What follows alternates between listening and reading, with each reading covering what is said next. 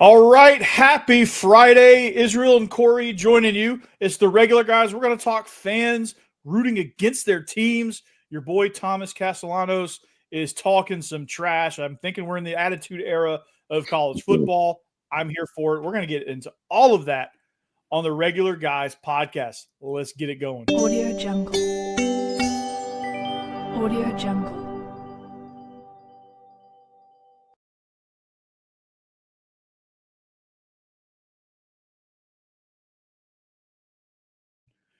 All right, welcome in. Happy Friday. Like I said, happy Friday afternoon. If you are relaxing by the pool, or however you're joining us, thank you for joining us. Thank you for being here.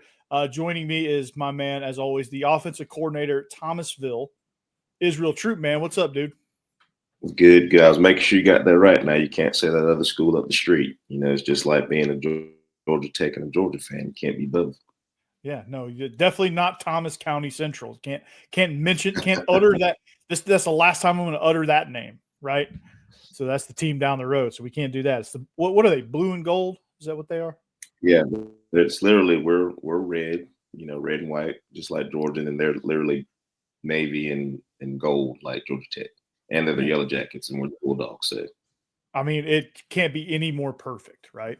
So, I mean, just the parallels are uncanny. So, anyway, well, we got an action-packed show today, man. We're going to talk a little bit about fans talking trash. Mm-hmm. You know, being that dude from Major League where you turn against your team because you hate the coach. Yeah. And then we're going to talk about your boy Thomas Castellanos. He's throwing a grenade in there. He's piggybacking on what Diego Pavia said. Everyone's picking on Alabama. It's kind of funny. Absolutely. And I wouldn't expect anything less from Thomas. Exactly. Phenomenal player, phenomenal kid, great character kid. So I wouldn't expect anything less from the competitor that he is. Yeah, I mean that's what you got to do. We're in the attitude era, and then I'm gonna talk to you about OTAs. That's a concept that I think should be everywhere. Mm-hmm. But we're gonna get into that later. But let's fans rooting against their team. This is the most annoying thing to me because you have a team, you have a fan base, and you have been you've even rooted for that team the previous season under the same coach. And all of a sudden you turn on them, you're like, oh, well, I'm rooting for Florida today because, you know, screw Kirby Smart, you know, and screw the decisions he made. And, you know, I hate Kirby Smart. I want him to get fired. So I hope we go 0-12, you know, that there's nothing more. Just come on, dude. Like, root for your team to do well. It doesn't matter what the record is. If they want to fire the coach, they're going to fire the coach. It doesn't matter what your rooting interest is. I don't care who's coaching Georgia. I want them to win. And because I live in Nashville, I want Vanderbilt to win too, because it's good for the city that I live in. If Vanderbilt wins, if they're good, I don't care who the coach is. If it's Clark Lee, great. If it's not, then I'll root for the next guy. Same with Georgia. You know, I want my alma mater. I want to be able to brag about my alma mater. I don't want to have you think there's a contingent of Florida State fans that wish that they had never gone 2-10 a year ago? Oh yeah, but I have not heard a Florida State fan say, I hope we lose these games. I've even down here in South Georgia, we're only an hour and a half from Tallahassee. I've never heard a Florida State fan say, I hope we lose. You know what I mean? And it's different fan bases. You know, if you've been a fan since you were, you know, a child, like for instance, I'm a Cowboys fan, been a Cowboys fan since '92. All right, when we were good. All right. Do I like the decisions that are made? No. Do I think Jerry should, you know, go sit in the office and eat popcorn? Yes, I do. But at the end of the day, I'm still going to root for the Cowboys. I've never said anything bad about the Cowboys. Do I think things can be different? Absolutely. That's just the coach in me. But you know, some fans take it way, way, way too far. You know what I mean? I would never wish for them to, you know, go 0-17 or however many games in the NFL, just because I don't like, you know, Schottenheimer right now. No, I want them to win. You know what I mean? So, and we deal with a lot, you know, just like I do in high school football as well. You know, you got fans and, you know, parents and stuff that go against, you know, us just because little Johnny, you know, ain't playing the way that they think he should, or he ain't getting the recruiting looks that, you know, they think he should, and they turn on the coaches. But, you know, at the end of the day, you know, you guys produced that young man. You know what I mean? I didn't do it, you know, and I can't pull a recruit, a offer out of my butt. You know what I mean? So it's not my fault. You know what I mean? All I can do is what I can do. I can send out film. I can develop him. But if he's 5'6" and you want him to go D1, I think you need to, pray for him to get taller. That's not my fault. You need to look in the mirror because that's your fault. Yeah, you're not very athletic. Like I knew immediately, and my parents knew immediately that that Division I college athletics was not going to be my thing because 5'8", 190-pound fullbacks don't exist in Division I football in the early 2000s. Like you had to be at least 6'2", 230. I was neither. And my football career ended right there, and I was just fine. I went and worked for Coach Richt. And that was just fine, but nobody, obviously my dad was the coach, so we couldn't really turn on the coach. But it's just, yeah. But even if he wasn't, I would be like, okay, I understand, I'm not very good. And going back to the point of you're a Cowboys fan and you don't agree with everything they do, and they're not the greatest at everything they do, and you wish things were different. It's the reason why I'm still wearing this shirt. Loyal to the cause, man. Loyal to the cause. Now I see. Here's the thing. And we can talk about this too. This is kind of a sidebar on fandom is when you, at least at the pro level, college level, you kind of go towards what your alma mater is or what your childhood team was. Like childhood, I was Florida State because my dad played there. But then I go to Georgia, so I become Georgia.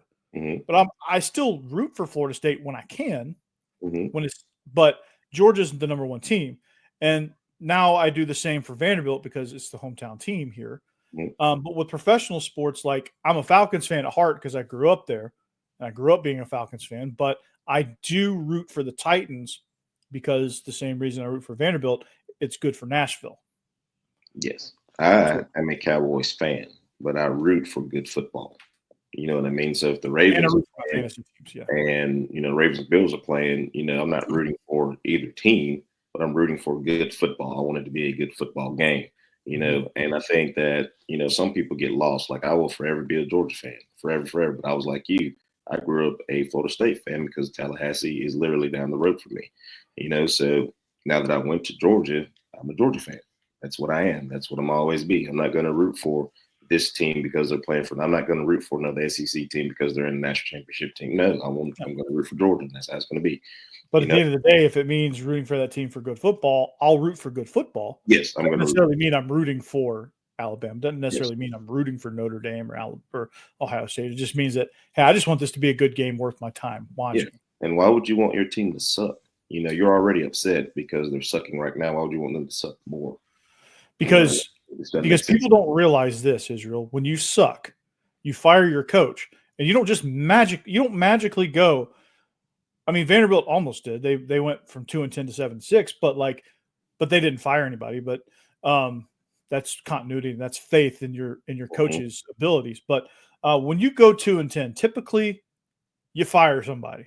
Typically, you're getting a new head coach, and you're probably getting a new roster in the transfer portal era. So the likelihood of you going from 2-10 to 10-2 is very slim. Yes. So you want your down years to not be as down as 2-10. But like if you do have a 2, like for Florida State, like for the fans that are patient with Florida State, I think it's going to pay off because they're going to Mike Norvell didn't just forget how to coach. No. He had a really rough year. I think he had a lot of roster turnover, and I think he had some injuries. And he took a shot on DJ Ungulale, and it didn't work because he's just not very good. He's just not very good. He's just not very good. He's not a Division I quarterback apparently. Perfect analysis there. Yeah, he's just not very good. It's just as simple as that. And so they lost a bunch of games. And if you're a Florida State fan, it's hard to lose all those games and get the ridicule you're getting. But at the end of the day, it's still my team, and every Saturday we're going to root. Even if we know we're probably going in and losing, I'm going to root like hell, hope for the best. And then at the end of the day, guess what? I'm not in the building. So when that clock hits triple zeros, I've learned this over the years of being a Georgia fan too. I've learned that when that clock, and thanks to coaching too, when the clock hits triple zeros, it's over. And I can just turn off the TV and just go about my day. Yeah, we don't. We don't get to. As coaches, you don't get to, obviously, but as a fan, you just go on and then wear your Florida State gear the next week. Yeah, and that's what most people don't understand. So when you're bashing and ridiculing, the team, let's just say high school football for myself. Okay, that gets back to the kid when they go home, and then it trickles into our locker room, and it affects our practices and our games. Because if you're saying this, that, and the third about the coach, and they're stupid, they don't know how to coach, blah, blah, blah, there is some accountability on us to make sure we put our players in position to win, to be successful, and things like that. But if I tell little Johnny to run a 5-yard hitch route and little Johnny runs a 7-yard hitch route and the guy picks it off, then whose fault is that? You know what I mean? So am I going to take accountability and responsible for it? Yes, because that's my player. At the end of the day, little Johnny was told that his coach is stupid. His coach doesn't know what to do, so he's going to do it his way because whoever's at home said that. You know what I mean? So same thing in college football. When the night that we lost, I think it's 2009, we lost to Kentucky again that we should have won. People posting this, that, and the third, all that stuff. That gets back to us eventually. You know what I mean? But the good thing about that is that we all stayed together and ended up winning the Independence Bowl. The year after that, you get beat by Boise, you get beat by South Carolina. We're 0-2. Everybody's ready to throw all of us away. You know what I mean? We rattle off 10 straight, and win the East, play the SEC championship. You know what I mean? So the situations like that to where if you listen to the outside noise and let it leak into the locker room, that's a problem. Fans don't understand. We have to listen to that. We retain it. We remember it. You know what I mean? That's why we get training on when we go to talk to reporters and interviewers. You know what I mean? That's why we get training on that, because the normal player, the normal person would be like, forget these guys. Let me tell you this. You know what I mean? So we give you the politically correct answer. But, I mean, for us as athletes, for us as coaches, you know what I mean? Is it hard? Yes, I get where you're coming from. I get the frustration. Hell, we're frustrated too. You know what I mean? We're trying to figure it out as well. But at the end of the day, there's no way that I'm going to sit here and say, I hope that Georgia does bad. So we can get a new offense coordinator, or we can get a new defense coordinator, or we can get a new secondary coach, because that's dumb. That's stupid. Yeah. There was a line from The Last Dance that stuck with me on this topic. And it was in the episode where Michael Jordan got hurt and missed the entire season and came back, and they wanted him to sit out. They didn't want him to play at all because they wanted to get in the draft lottery. And they limited his minutes so that hopefully he wouldn't make as much of an impact and they'd still lose. And he's like, dude, that's the dumbest thing I've ever heard. Like, I don't care about some lottery pick, dude. We're gonna go win this game. I don't care if we're the 8th seed and we're playing the Boston Celtics, who's gonna wipe the floor with us in 4 games. I don't care. Like, you play, that's why you play. You get as far as you can get, and you deal with everything else after that.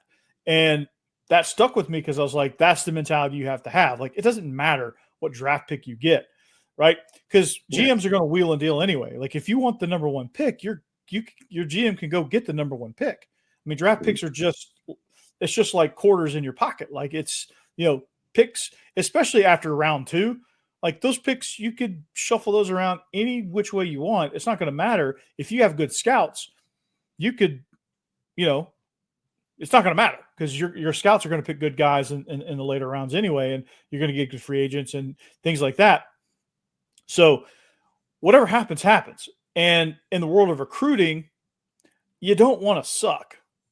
In the world of the transfer portal, you don't want to suck because nobody's going to want to come to you, right? Nobody's going to like your fans. If your fans are terrible and they want you to lose because they hate the offensive coordinator, going full circle back on our conversation from last week, because they hate Mike Bobo and they want our offense to completely suck. And they were glad Gunnar Stockton was terrible in the Sugar Bowl, which he wasn't, but he was actually really good. He's not the reason we lost that game. We lost that game because I just think I think we lost that game for a lot of reasons, none of which was really like egregiously at the fault of anybody. I just think it was a weird game, and Notre Dame was just a little bit more into it than we were. I think it's as simple as that. And they outperformed, and Marcus Freeman is going to be he's going to be an all-timer coach-wise. For sure. I don't know if he'll ever get the hard if he's at Notre Dame for a long time. I'm not sure if he's ever going to get the hardware to back that notion up. But that dude is elite, man. Like, I don't care what you say. I don't care how the hardware, how the trophies. I don't care if they collect in other shelves. Like, it doesn't take away the fact that Marcus Freeman got Notre Dame to the national championship game in year 3 of his tenure at Notre Dame. After, the debacle against Northern Illinois, after, subpar season, I think the year before. So, I think Notre Dame fans were rooting against him because they wanted him gone after the game. After year 2, they want him gone. So, we listen to y'all, but we don't listen to y'all. We use it as bulletin board material. But, it does get back to us, and as an athlete, as a coach, if you listen to that noise, then it can creep in and it can cause a lot of damage. But with all the, a lot of teams have mental health counselors, things like that. So, I mean, it really doesn't phase us. But if you're rooting against your team to fail, then you're an awful human being. And it shows that you have not been in a locker room to root against your own team either. Because if I had a player, my teammate that was rooting against us to lose, it ain't gonna be pretty. No, absolutely. Oh, if you're doing that inside of a locker room, that's even worse. Yeah. And to further the point of, and I think this topic is going to take a little bit of like a transition, but like, and this is like players hearing the noise in the locker room. At the high school level, you hear it all the time through the halls, and I've experienced that as a coach and as a player because I was on a team that we were in my mind, we grossly overperformed, but in everybody else's mind, we were grossly underperforming. But we squeezed every bit of talent we could out of the ragtag bunch we had at Fayette County. But other people didn't see it that way. And then at my school at Lawson, like, people don't want to come play football because they don't want to play for a team that sucks, but then they're going to sit there and criticize. That also grinds my gears. But I say all of that to say that, like, with Nico Imaliava, in that situation in Tennessee, there's rumors that like he quit before the Ohio State game. He heard the noise. He heard that Josh Heupel was a terrible coach. He heard that they were screwing him in NIL and he could get better money somewhere else. And he was hearing all of the noise around like he should be paid more. Josh Heupel's not using him enough, and this team sucks, and they're nothing without him. And he goes out and just lays a complete egg. And that whole situation, I think karma took care of that one. Yeah. With him, like, I think him buying into the noise, he paid the price for that, and he's going to pay the price again because he's going to realize that UCLA doesn't really have an offensive line to protect. Yeah. And he's making $3 million less than what he probably could have been offered or wanted. Yeah, you can say what you want to about that. And as a coach in that situation, I wouldn't have even listened to anything that he would have had to set up and like, you want to go, because in this day and age, be here, then you're going to be here. I have Kirby Smart say it all the time, and I say Kirby Smart because I listen to Kirby Smart. The days of loving football is few and far between. We want guys who love to play for the University of Georgia. That's what we want. If you're here to collect a paycheck, then this is not for you. Because you're not going to want to get coached hard. You're going to let the noise, creep in and things like that. So I want guys who want to be here. I want guys who want to be present, who guys want to be Bulldogs, graduate Bulldogs, get developed, into better players and things like that. So that whole situation, when I heard about it, I was like, if it were me, if I was Josh Heupel, I'd have been like, all right, cuz, see you later. And Josh Heupel did. You're my quarterback. But here's the thing. You're not a defensive lineman. You're not any other position. You're the quarterback. You're the leader of that football team. You know what I mean? And you're saying you're not showing. Here's the thing. You didn't show up for class. You weren't showing up for practice. You weren't showing up for meetings. Like, worst case scenario, if you're wanting more money, do things the right way so people see that, all right, he's doing things the right way. Maybe if that was the case about money. They would have given him, they would have compromised and given him 3 because he was making 2. They would have given him 3 with no state income tax. Yes, because you are doing things the right way. But when you're not showing up for meetings, not showing up for practice, not showing up for class, that just shows that you just don't give, you don't give a shit. And it's time we got to go because we got to get somebody else ready to go right now, today. And I don't know that Josh Heupel knew that in the playoff game. I don't know that he was aware of all that was happening. I think they were just starting to get into Nico's ear at that point. It came to a head probably during winter workouts. And I think as soon as Josh Heupel realized that this was going to be a real problem, he said, okay, bye. See ya. Bye. Later. Go. If your quarterback's doing that, yeah. No, bye. We'll take. I don't care. I don't care what's on the like.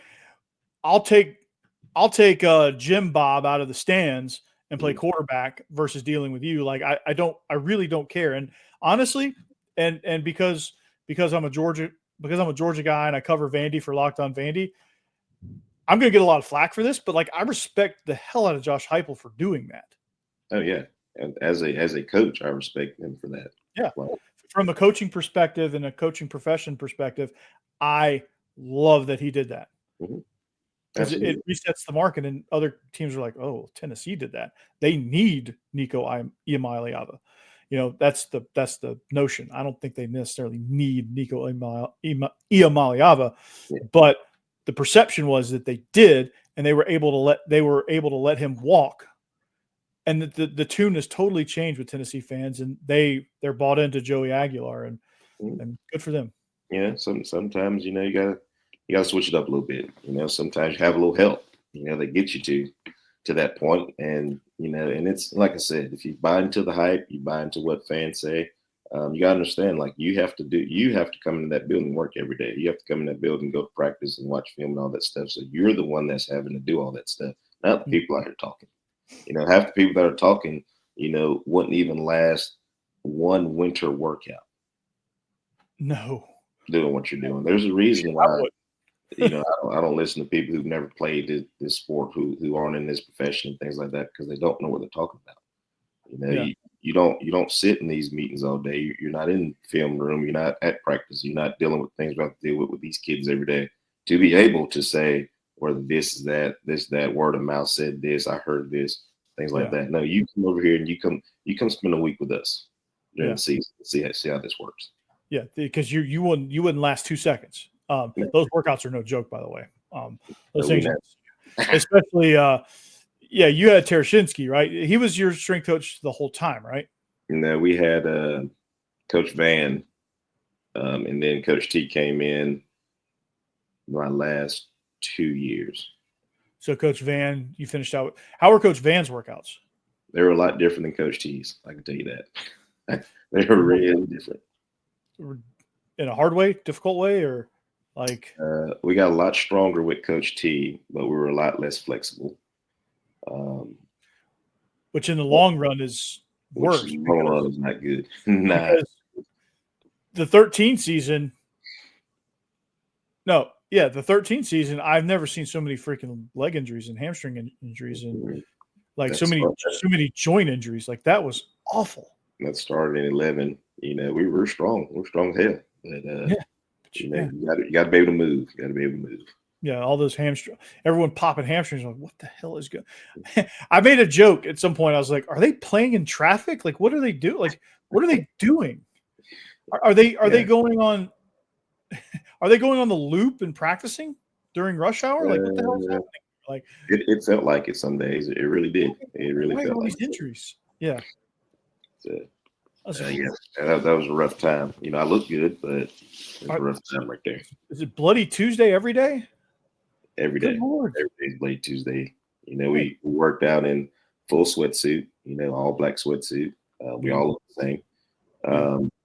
Say, all right, we had workouts at 2, 4, and 6. So the skill groups always last.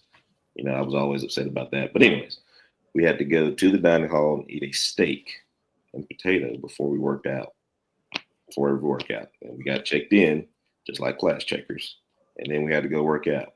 And every workout was 90% of your max for like 30 reps. I ain't making this up either.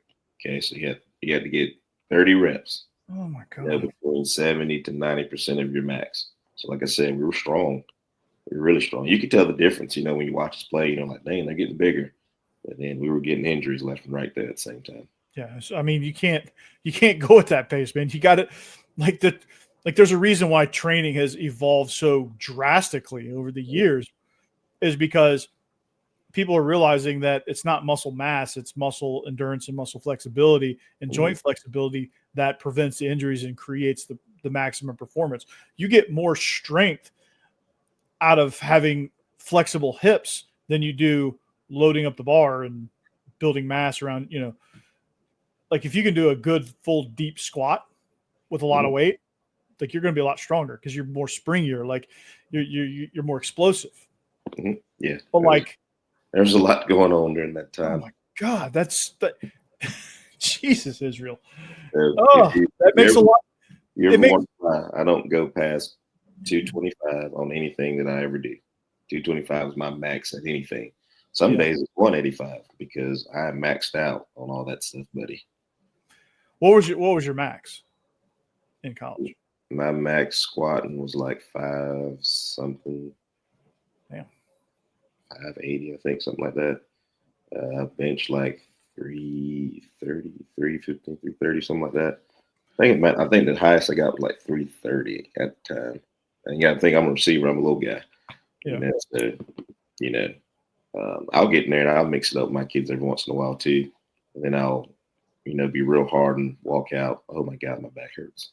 You know what I mean? Yeah. Then you get home, you're like, oh. Yeah. Yeah. So you saying that about Coach T makes everything else from that run of football at Georgia make a ton of sense. Yeah. The but reason I love Coach T, so don't misconstrue that. I love Coach T. Coach T. Me and Coach T became great friends because I had a lot of 5:45 a.m. runs with him in the morning on those track stadiums. But I love Coach T to death. But yep, those are the workouts during that time. Coach T was a video guy when I was there. Yeah, he's the man. I love Coach T there. I'm a big Coach T fan too. I love Coach T. He's great. I don't know that he was qualified as a strength coach, but and it makes a lot of sense. Like maybe they should have just hired somebody else and left him in video, which there was nothing wrong with video at the time. Yeah, I don't know. It's weird. But that makes a lot of sense now. It's not just, you hear that puts, and I said this on my Locked On Vandy show too, when I talked about stats. I did a stat dive and I was like, okay, my goal here is to give you context to these stats because these stats are terrible, but there's context to it. And there's now context to all the stats from when he took over to when he was relieved of those duties. There's a lot of context involved there, which you just mentioned, which is good. Good that we revealed that. And it wasn't just a total, like the players didn't suck. The coaching didn't suck. Yeah. It's just y'all were doing antiquated workouts, which, built strength, but led to a lot of injuries, which is a problem. But